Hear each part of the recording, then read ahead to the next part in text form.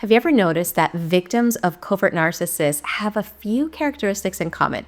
They tend to be people that over-apologize, over-accommodate, and people who tend to put the needs of others above their own. And when they're around people that do not have those characteristics, people that maybe are grounded, real, present, authentic, these types of people tend to be like narcissistic repellent. Guess what? That is not a coincidence. So in this video, I want to go over 4 important things with you. In this video, I'm going to show you, number 1, why covert narcissists prefer to be around people that are stuck in people-pleasing, or more accurately, people that are stuck in the fawn trauma response.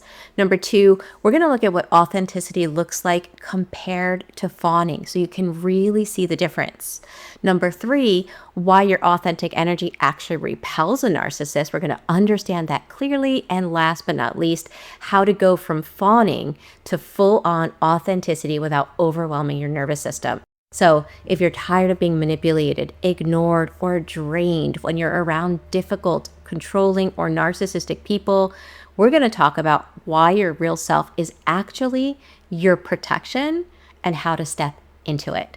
That being said, let's get started. For those of you that don't know me, my name is Michele. I'm a somatic experiencing practitioner and the founder of the School of Transformation, which is where I meet live on Zoom every week and I do the inner work with survivors from all over the world of childhood trauma together. Here on my YouTube channel, we talk about what healing is about, what it looks like, the symptoms of unhealed trauma. But in the School of Transformation, we do the inner healing together. So if you're ready to take the next step, make sure you join me weekly on Zoom. We have to realize that narcissists do not seek in relationships what healthy people seek in relationships.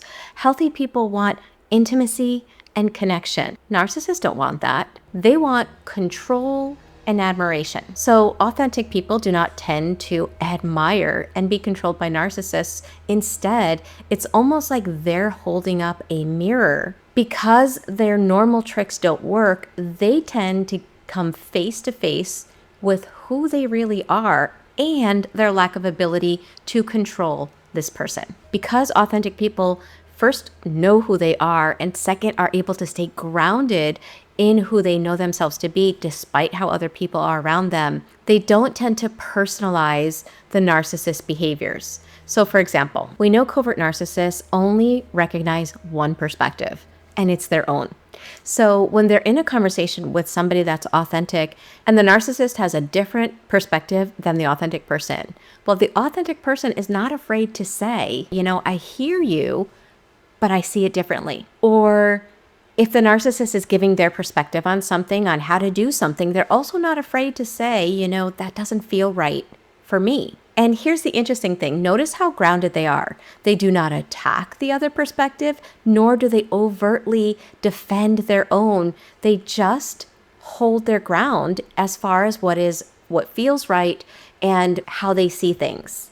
And so they live in the belief, I matter. And while they're living in that belief, again, they don't have to knock the narcissist off their pedestal and force them to see things differently. So it's a very grounded way of being. And so this is very unsettling for a narcissist because, again, having two perspectives means you're two separate people.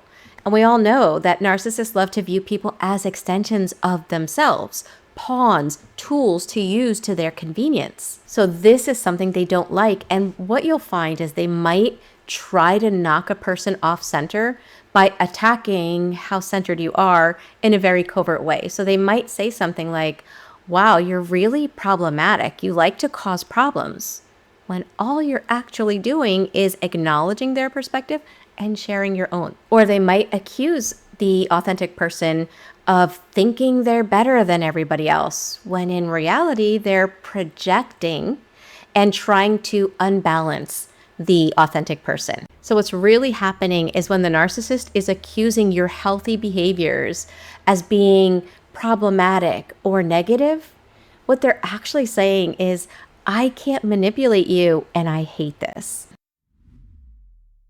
So now let's shift into the other dynamic with narcissists and people that are stuck in the fawn trauma response, which, by the way, is probably one of the most misunderstood trauma responses because it is a hybrid response. It is part freeze and part social engage in a way that is not you. So we tend to freeze, we tend to stifle how we really feel, our true perspectives, our true emotions, even our needs. We stifle that, we freeze that, and then we show up in a way that makes the other person happy, because the strategy behind that is a childhood strategy. It's something that children do when they're small, is they will stifle their needs to make a caregiver happy because their life depends on it.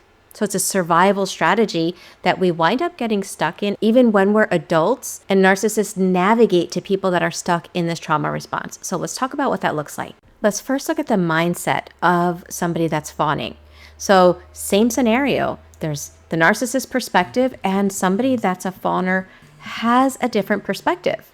But at that moment, they're noticing that a different perspective is going to be uncomfortable, because that's reality. People love to defend their perspective, even people that aren't narcissists. There's nothing wrong with that. But it brings a discomfort up in somebody that's stuck in the fawn trauma response, because somebody being upset with you, disappointed, unhappy with your perspective, again, throws them back unconsciously to when they were a child. And that is intolerable, because the mind knows I'm an adult and I'm allowed to have a different perspective, but the body at that moment is in an emotional flashback, and it feels as life-threatening as it did when that person was a child. And so the thought process behind it is, if I share, they're going to be upset. So maybe I won't share that I have a different perspective. They'll think I'm nice, and in that way we'll have some kind of a connection, and then I won't be alone. I'll be safe. It's basically the don't rock the boat mentality. Stifle how I really feel, stifle my feelings, just make it all about this other person, because then they'll be happy with me. I'll be safe and connected. Now, we can clearly see why a narcissist would absolutely love this. Oh, it's not about you, it's all about me? You're going to stifle your basic needs, your wants, your authenticity. I have that much power to make you stop being you, to make me happy? They love it. Okay, so let's actually compare fawning and authenticity side by side, so we can really kind of let this sink down as to what this actually looks like when you're dealing with toxic, difficult, or narcissistic people. So let's imagine the situation being when the narcissist uses one of their favorite go-to tools, which is the silent treatment. Well, the mentality, the thought process behind the fawning, again, it's going to touch on unhealed trauma, and they're going to internalize that and think, did I do something wrong? And they're going to want to step in as rescuer of the narcissist's hurt or upset feelings. Whereas an authentic person is not going to get on that drama triangle, which, by the way, narcissists only operate from the drama triangle. I did a whole video on this.